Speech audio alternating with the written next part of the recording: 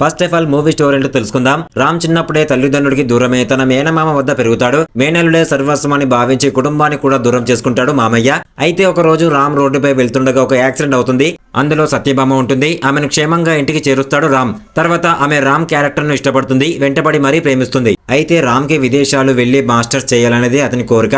కానీ అతను చాలా భయస్తుడు. అతని భయంలో భాగంగా థియేటర్ కి వెళ్లి సినిమా కూడా చూడలేడు. కానీ బయటే కూర్చొని సినిమా విని అది హిట్ ఆ ఫ్లాప్ అని తేల్చేస్తాడు.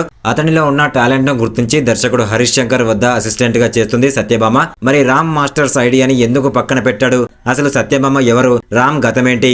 ఈ ప్రశ్నలకు సమాధానమే మిగిలిన సినిమా కథ. ఇప్పుడు సినిమా ఎలా ఉందో తెలుసుకుందాం. మొదటి 15 నిమిషాల్లోనే ఇది ఇంత ఆర్టిఫిషియల్ గా అనిపిస్తుంది ఏంటి అనే డౌట్ ప్రేక్షకుల మైండ్ లోకి వచ్చేస్తుంది. తర్వాతైనా అది కవర్ అవుతుందా అంటే అది లేదు.